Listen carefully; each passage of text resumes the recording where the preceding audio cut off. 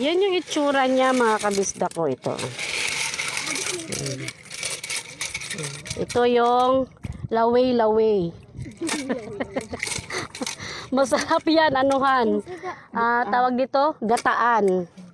Yan ang pinaka-the best, ang specialty niya. Laway-laway sa gata. Yun. Kami lahat, oh. Oh, di ba? Oh. Di ba? Oh. Nguha kami mga kabisdak.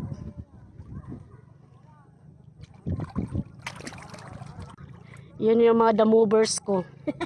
Yung aking mga tropa. Yan yung aking mga tropang nangunguha ng mga laway-laway. Ang aking father. Ang aking mga pensans. You know that? Pensans. Tapos ako, amo to si tampo na ko ani.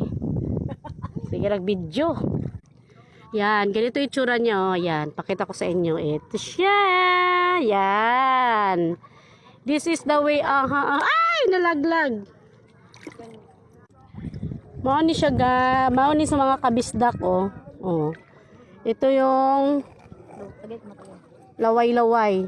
Hindi ko alam kung ano nito. Uy, kinsa manong gahilak, oy. Kyle. Yan siya mga kabisdak. Yan.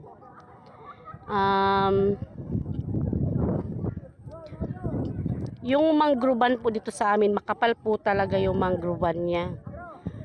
Kasi yung project po ng DENR, ang ano po nila, ang purpose po nila, magkaroon ng itlogan yung mga isda. Kasi yung mga tawag dito, yung mga corals dito, hindi naman siya masyadong hindi naman siya masyadong marami, parang yung iba nangamatay na siya. Pero yung talaga actually, yung mga halos yung isla namin pinalilibutan siya ng mangrove.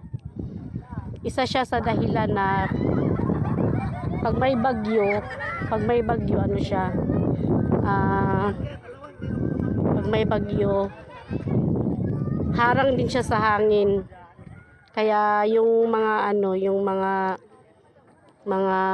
mangrove dito, makapal talaga siya.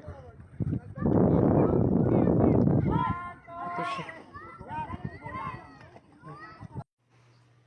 Yan yung itsura niya mga kabisdak. Ganyan po kakapal yung mangrove po dito sa buong isla po namin. Ano po yan? Yan po yung nasa likuran po. At saka doon po sa may harapan, ganyan din po siya. Basta napapalibutan po siya ng mangrove.